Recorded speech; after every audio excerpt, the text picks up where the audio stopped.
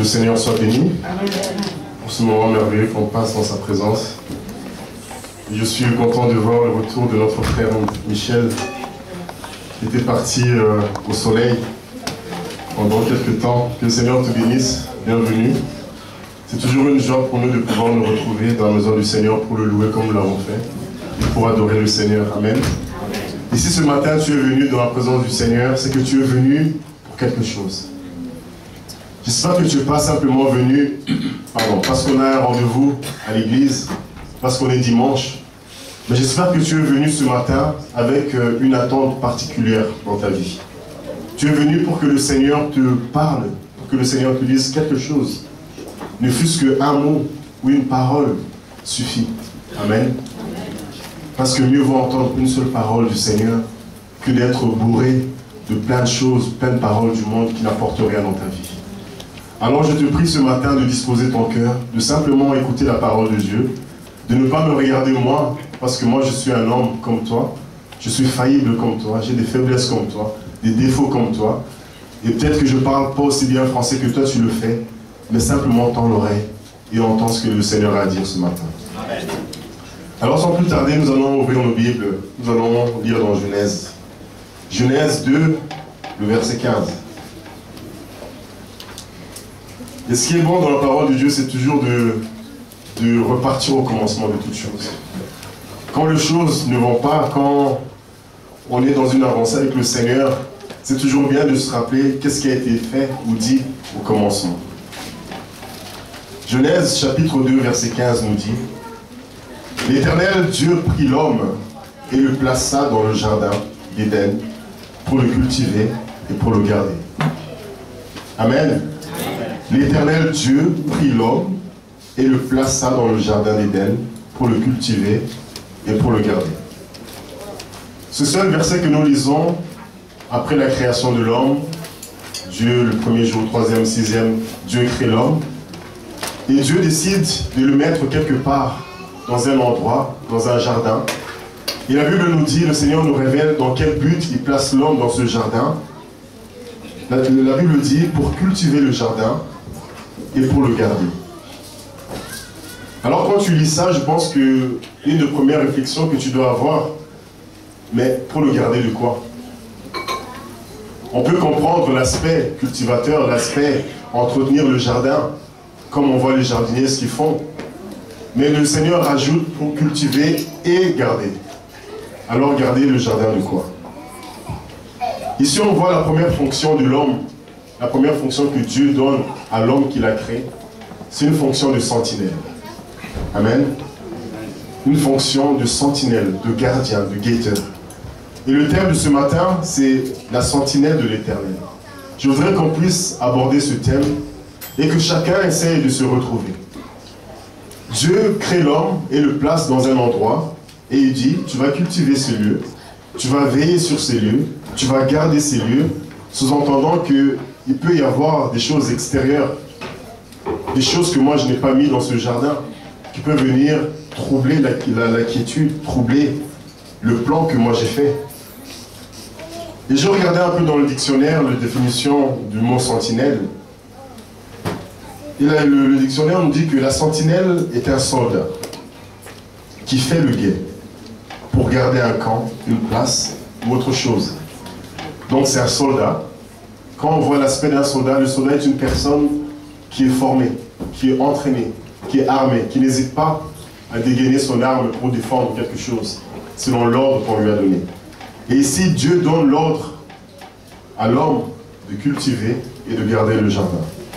Une autre version dit, la sentinelle, c'est une personne ou chose qui a pour tâche de veiller, de surveiller, pour éviter toute surprise. Amen. Alors aujourd'hui, la question que moi je te pose, où est-ce que Dieu t'a placé? Certainement, si tu es ici, c'est que Dieu t'a placé quelque part. Mais est-ce que tu as conscience que là où tu es, c'est la main de Dieu qui est sur toi, c'est Dieu qui t'a mis à cet endroit-là? Et Dieu donne cet ordre à Adam et dit, là où je te mets, tu vas cultiver et tu vas garder ces lieux. De même, dans ton foyer, de même, dans ton travail peut-être, dans ton entourage, parce que tu es là, Dieu te place à cet endroit et il te dit, sois la sentinelle. Veille, garde. On va prendre l'exemple du foyer. Dieu te met dans un foyer, dans une maison. Tu as peut-être des enfants ou des frères et sœurs ou des parents avec qui tu vis.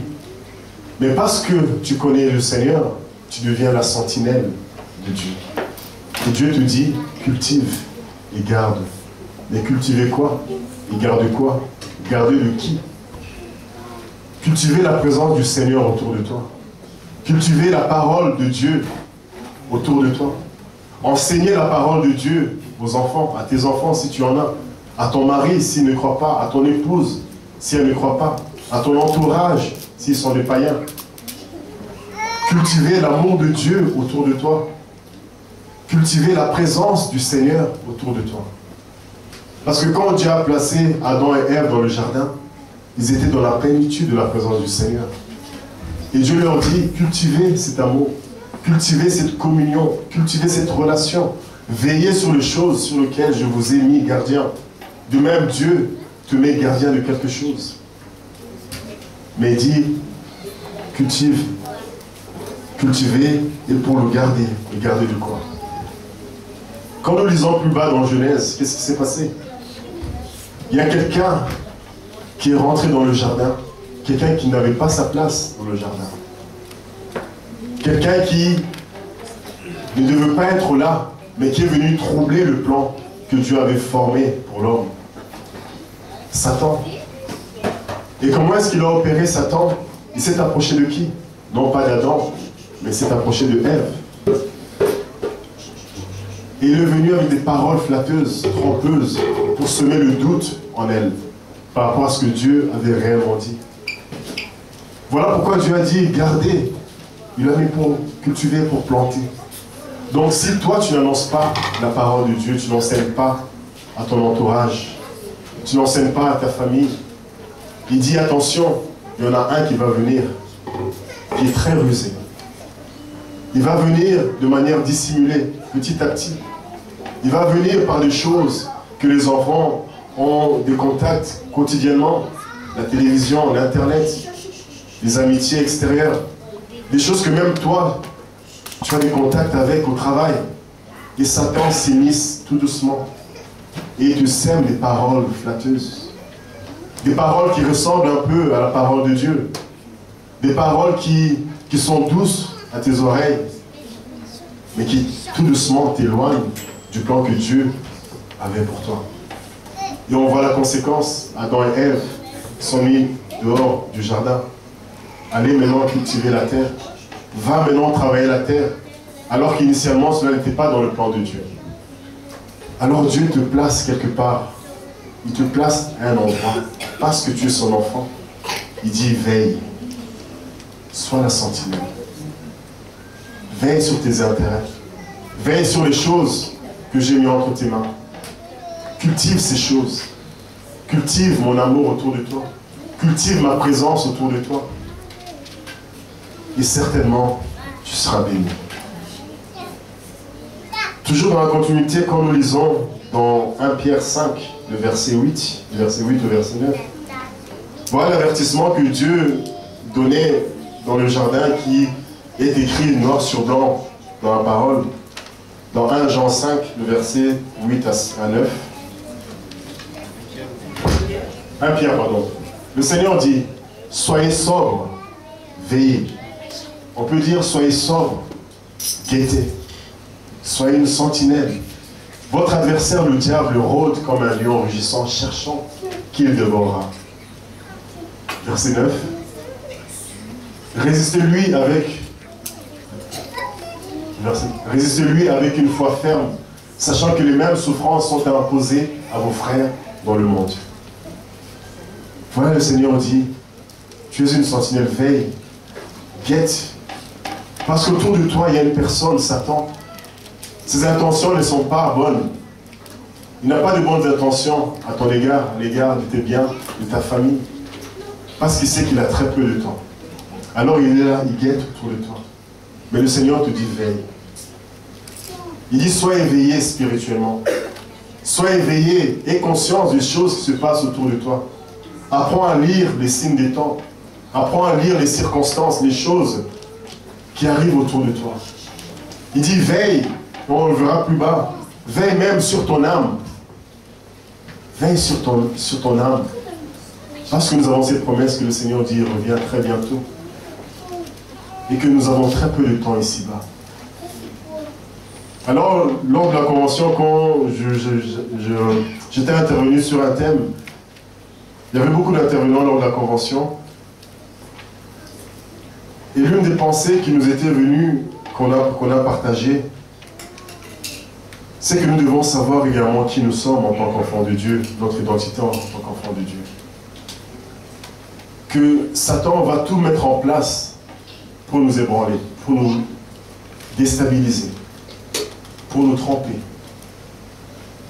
Et ne perdons pas de vue, frères et sœurs, que Satan était assis dans la présence du Seigneur. Amen.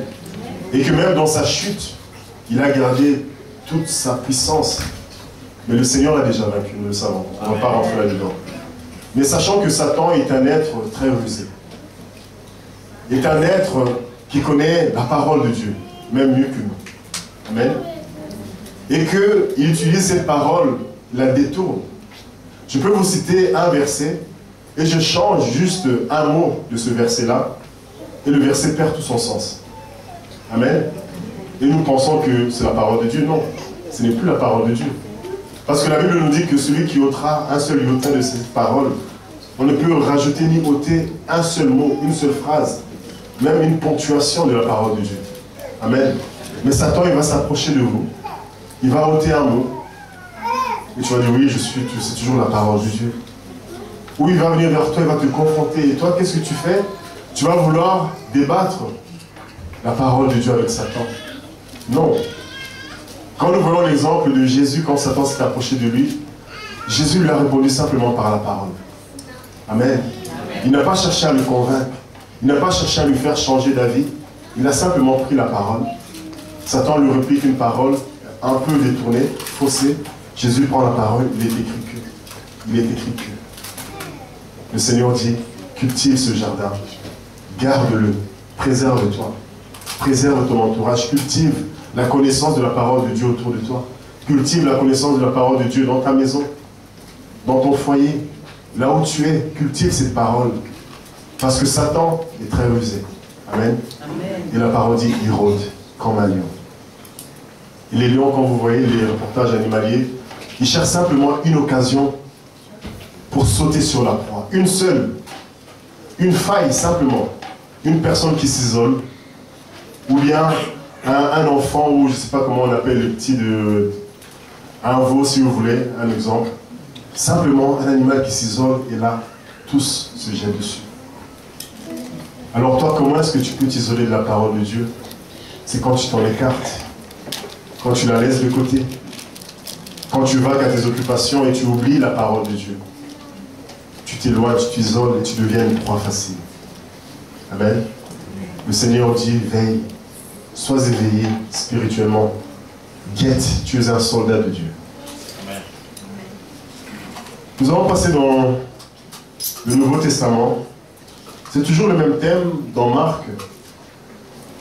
C'est un passage très connu où le Seigneur, à la veille de sa crucifixion, va avec ses disciples sur la montagne pour prier. Dans Marc 14, du verset 32 au verset 42.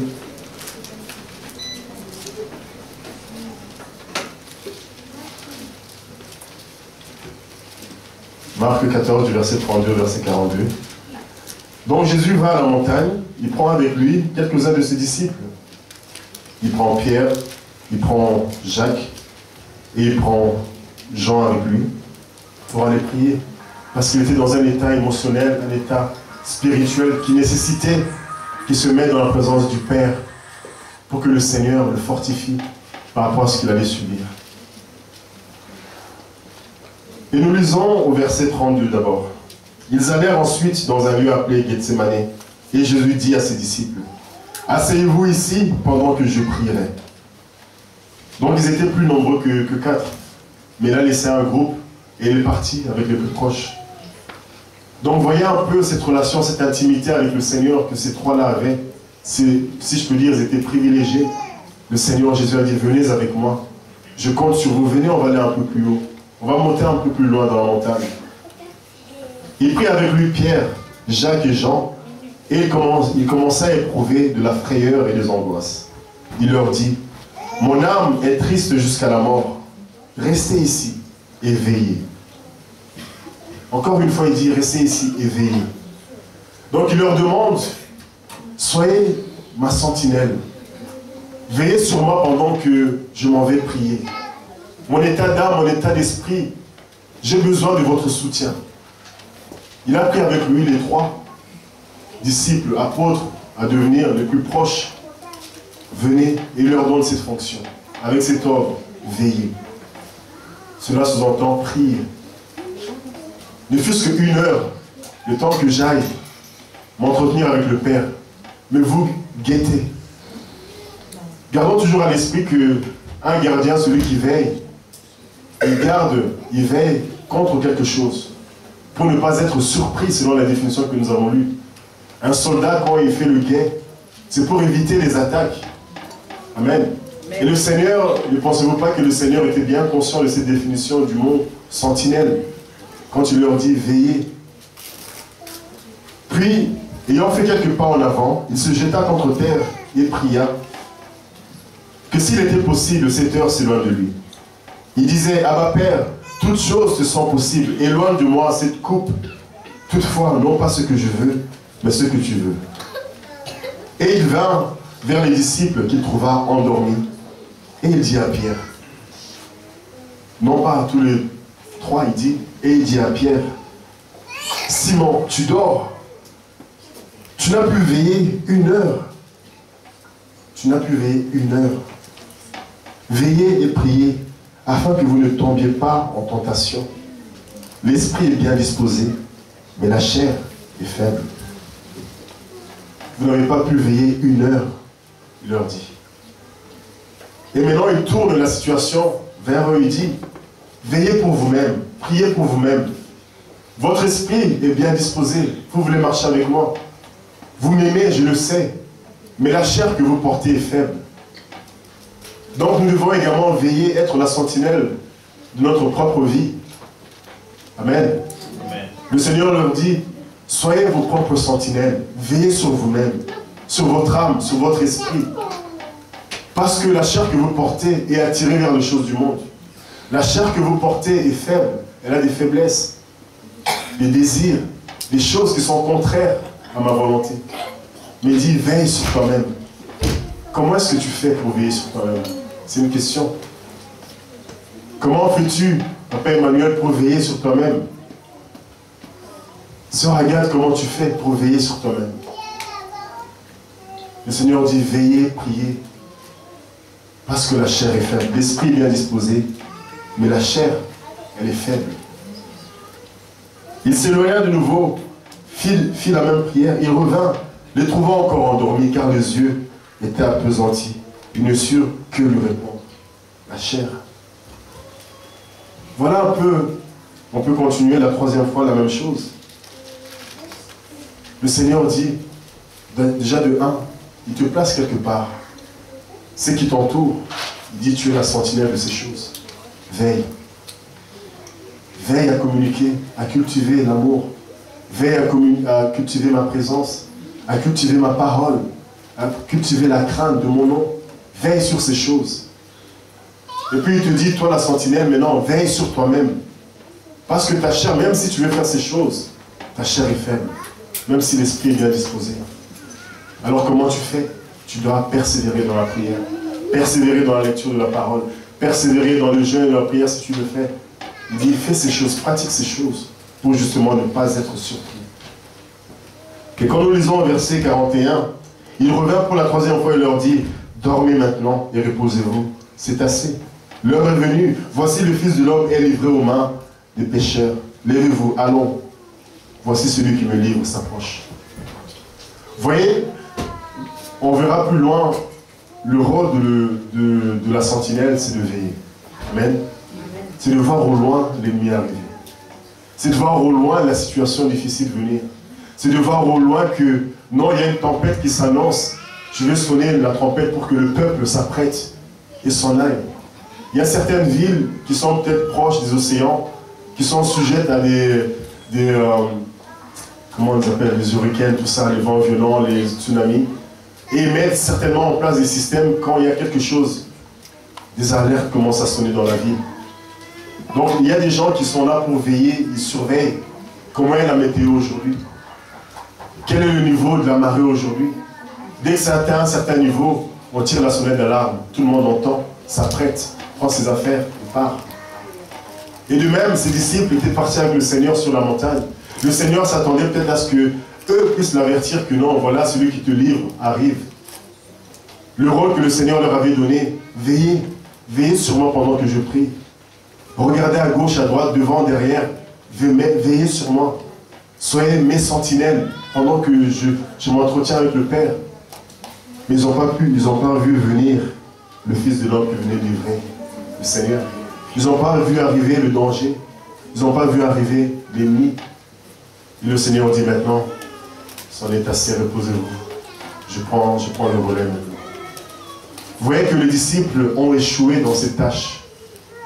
Ils ont échoué, ils n'ont pas compris ce rôle que le Seigneur leur donnait d'être des sentinelles pour lui. Donc, si nous ne veillons pas, nous allons échouer. Un exemple, la Bible est très claire, c'est ce que j'apprécie énormément dans la Bible, c'est qu'il y a tous les exemples, aussi bien des réussites que des échecs, mais tout cela pour nous enseigner. Que même les disciples, eux qui étaient à un niveau, ont été faibles. Alors nous devons d'autant plus nous fortifier dans la parole de Dieu. Donc nous voyons qu'il nous est avantageux d'être des sentinelles pour nous-mêmes. Nous allons regarder maintenant un autre aspect dans Ézéchiel. Ézéchiel 3 du verset 17 au verset 21. Dans toutes ces paroles, essaie de te situer, tu en es où? Vois, on ne te dit pas que non, les sentinelles sont simplement ceux qui sont appelés, qui sont choisis, qui sont placés par Dieu, les pasteurs, ceux qui sont en avant, non. Ce matin, cette parole te dit que même si tu n'es pas dans un service, même si tu n'es pas devant, mais ce rôle est également pour toi, dans ta propre vie, dans ta famille. Peut-être que tu n'en avais pas conscience. Mais sache bien que là où tu es, si tu es le seul à croire et que les autres ne croient pas dans ton foyer, tu es la sentinelle de la parole de Dieu dans cette maison. Ton devoir, c'est de cultiver, c'est de donner cette parole, de faire en sorte que cette parole soit acceptée de tous. Dans Ézéchiel 3, du verset 17 au verset 21, je vais juste trouver dans ma Bible.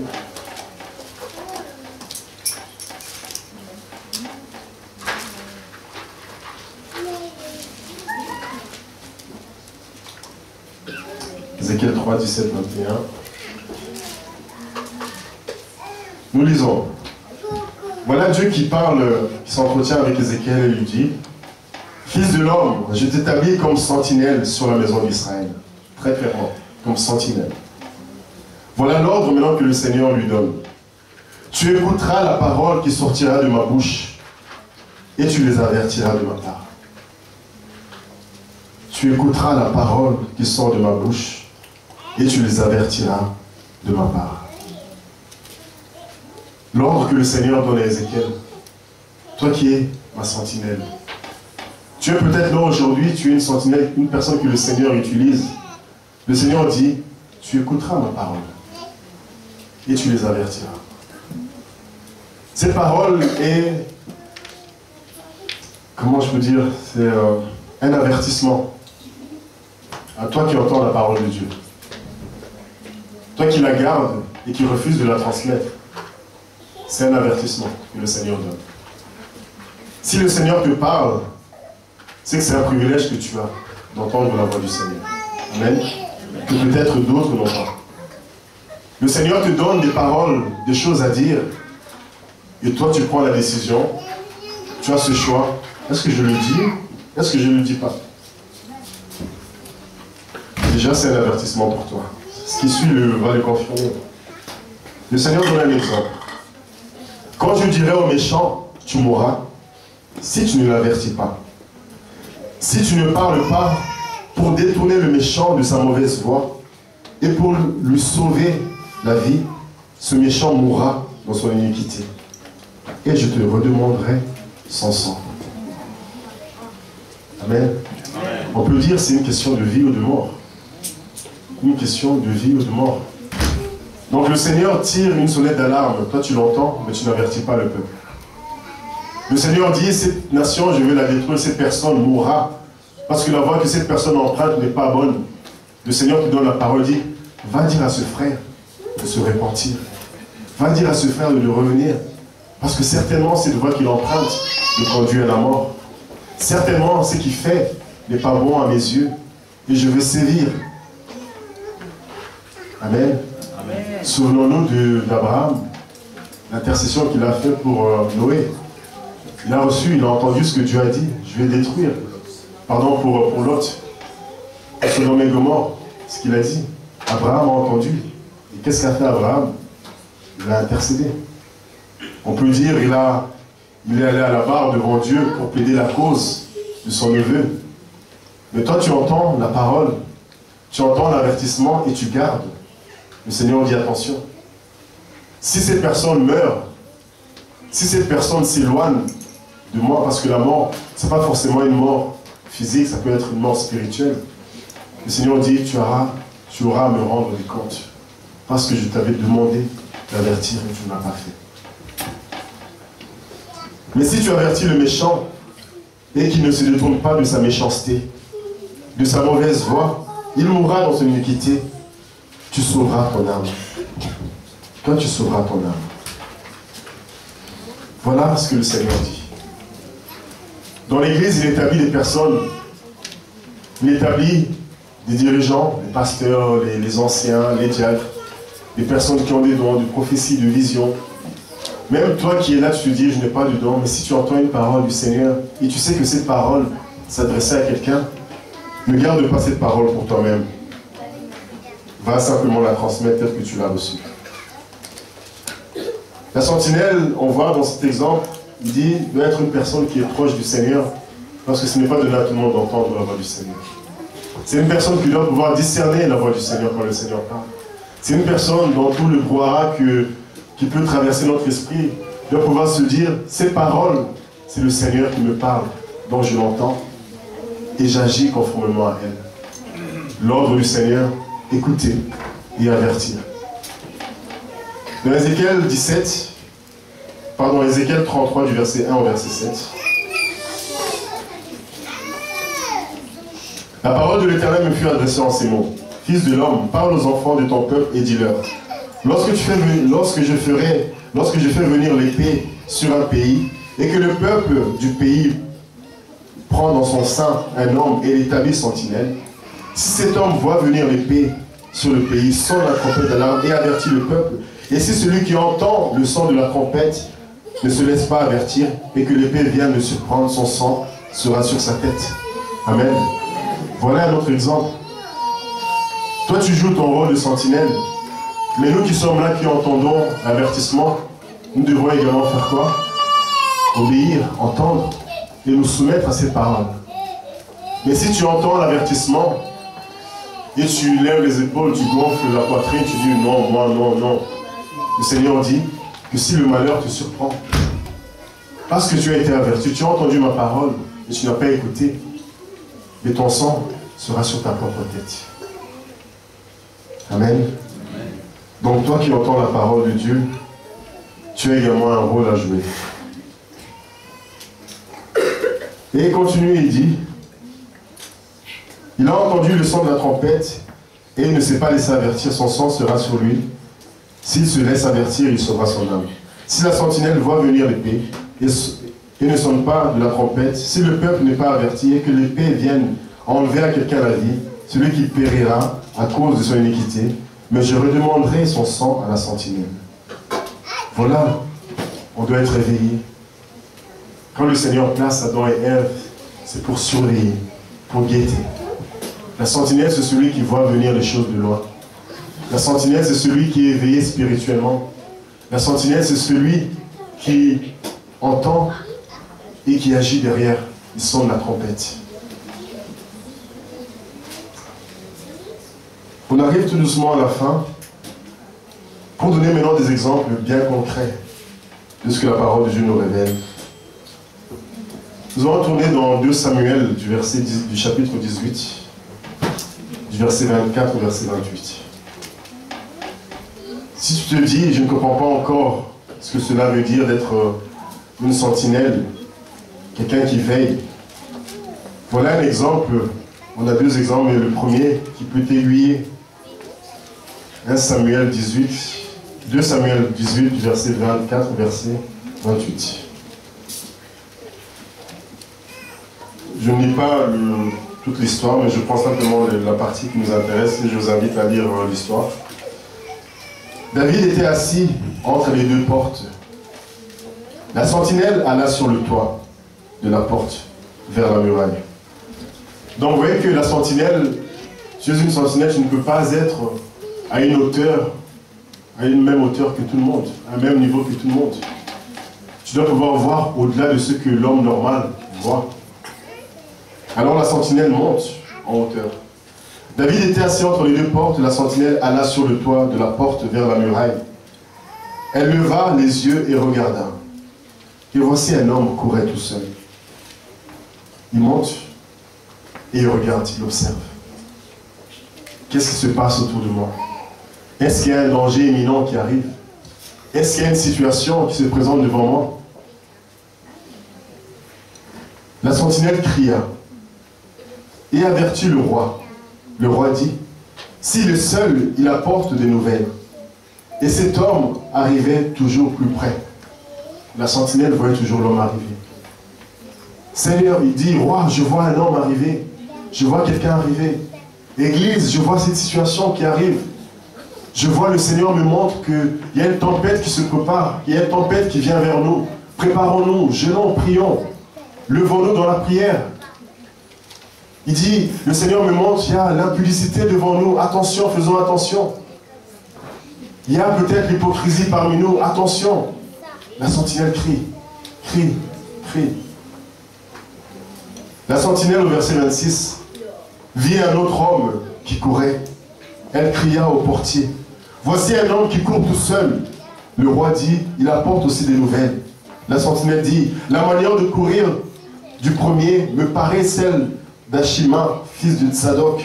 Et le roi dit, cet homme, c'est un homme de bien et il apporte de bonnes nouvelles. La sentinelle a reconnu la personne qui courait.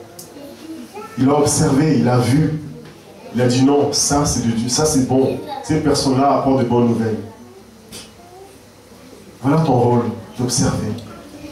Oui, nous venons à l'église, nous apportons nos besoins devant le Seigneur.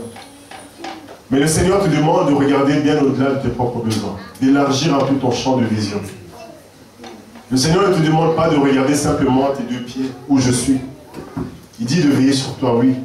Mais il dit, élargis un peu ton champ d'1 mètre, de 2 mètres, un rayon de 2 mètres, de 3 mètres, d'1 kilomètre. Élargis un peu ton champ de vision vers un autre pays, touche les autres pays. Élargis ton champ de vision vers d'autres nations, pour prier pour eux, pour intercéder pour eux, pour les porter devant le Seigneur, pour les avertir également d'une manière ou d'une autre. Élargis ton champ de vision. Ne reste pas à te regarder toi-même, mais regarde également aux autres. Voilà un premier exemple. Là, vu venir une seule personne. Dans 2 Rois, le verset du chapitre 9, 2 Rois 9, 17 à 20.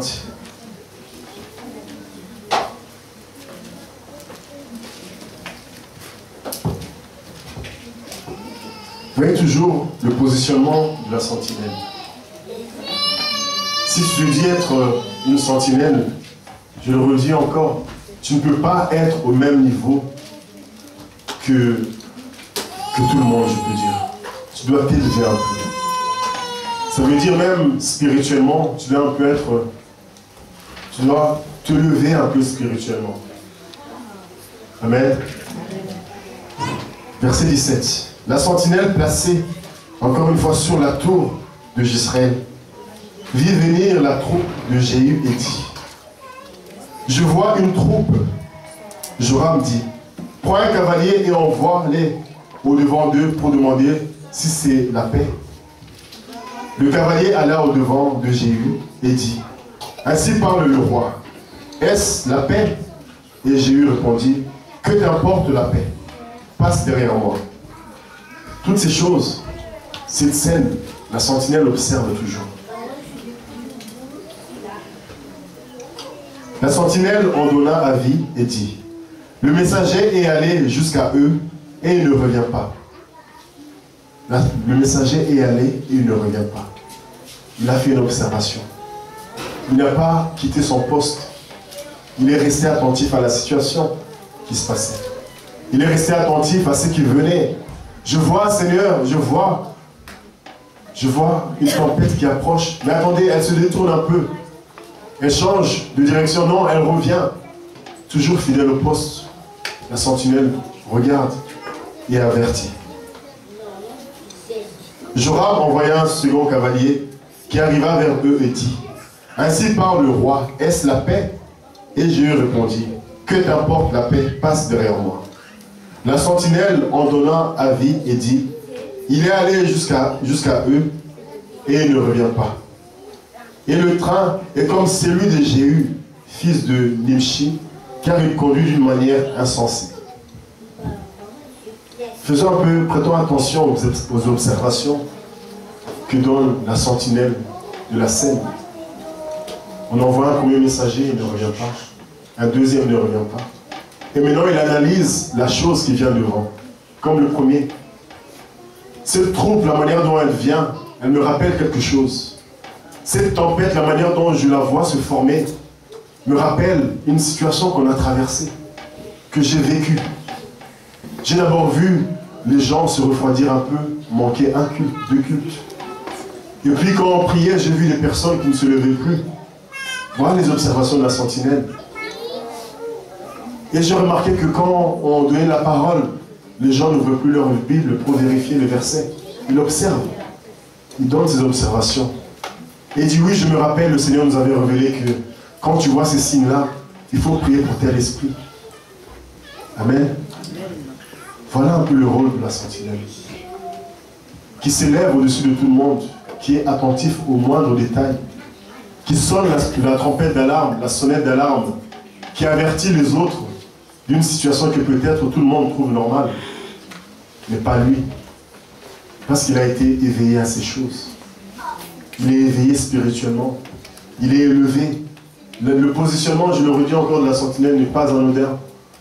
Quand vous voyez une tour, regardez un peu les châteaux forts, toutes les périodes historiques, les sentinelles étaient tout en haut et ils faisaient la ronde. Même nous en Afrique, quand on a des sentinelles, moi quand je vais au Congo et que chez moi, chez la maison de mon oncle, la sentinelle dort la nuit, c'est qu'il y a un problème.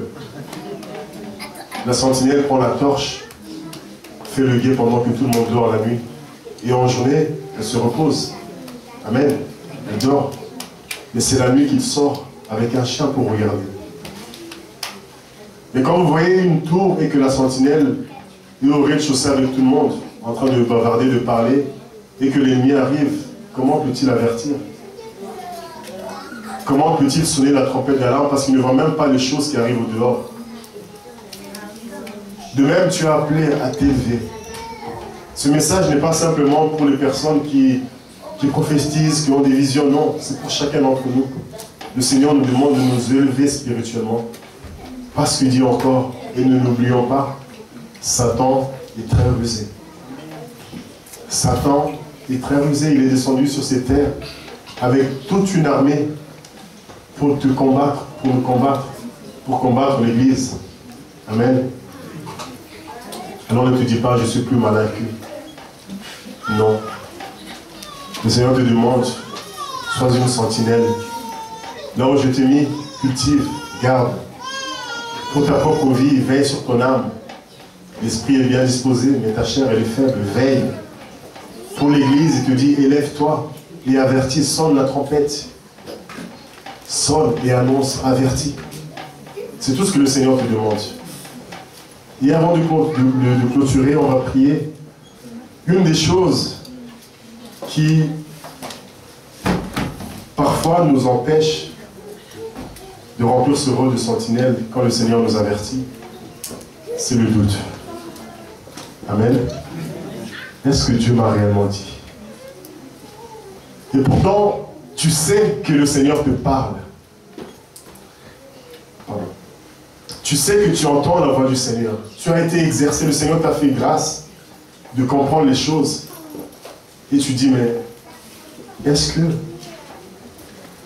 c'est le Seigneur qui m'a parlé ou bien c'est moi? Voilà ce que Satan fait. C'est ce qu'il a fait avec Ève. Mais est-ce que Dieu a réellement dit? Amen. C'est ce qu'il a fait avec Christ. Si tu es réellement le Fils de Dieu, prouve-moi que. Est-ce que Dieu t'a réellement dit d'avertir? C'est peut-être toi, parce que tu as vu cette situation que tu inventes. Non. Je me dis, quand on est dans la présence du Seigneur, ce que le Seigneur te met à cœur, dis-le. Pourquoi est-ce que le Seigneur nous avertit quand nous lisons dans Corinthiens? Il dit que quand il y en a un qui prophétise, les autres se taisent et examinent la prophétie. Amen. Si elle est de Dieu, gloire à Dieu. Si elle n'est pas de Dieu, on saura qu'elle n'est pas de Dieu. Mais je ne dis pas que tout le monde doit se lever et commencer à dire Dieu m'a dit, Dieu m'a dit. Amen, on se comprend. Amen. Mais le doute, c'est quelque chose qui nous empêche d'avancer avec le Seigneur. Le doute, c'est quelque chose qui nous empêche de recevoir les bénédictions du Seigneur. Quand nous lisons dans Jacques, il le dit également, celui qui doute, c'est comme une barque qui est ballottée de gauche à droite, à tout vent. Allez, il est emporté. Il faut être ferme dans ses positions. Ferme dans ce que l'on, dans sa marche avec le Seigneur. Même nous qui venons ici devant, parfois tu prépares un message et tu commences à dire, ah, est-ce que c'est vraiment moi? Est-ce que c'est vraiment le Seigneur? C'est pas juste moi qui ai préparé ça avec mon intelligence. Et moi, juste pour conclure avec ça, quand je viens devant, que je prépare un message, je dis Seigneur, voilà, je suis là devant. Que c'est pas ma parole parce que qu'est-ce que je vais m'asseoir, je veux dire, bon, je vais préparer une parole pour dire, non. Je me dis Seigneur, ce que tu me mets à cœur, c'est ce que je veux transmettre, qu'il n'y ait rien de plus, rien de moins. Je donne simplement la parole. Et que si je vois que le doute commence à monter, c'est simplement le trac, la peur de se tenir là devant et d'avoir 90 yeux qui me regardent. Amen. Mais quand tu pries, que tu demandes la conduite de Dieu, c'est vraiment ça. Cette prière que les apôtres ont fait dans les actes, donne-nous d'annoncer ta parole avec une ferme assurance pour qu'il fasse des prodiges et des miracles dans le nom de Jésus-Christ. Amen. Que le Seigneur bénisse ses paroles dans nos cœurs, dans vos cœurs. Et nous allons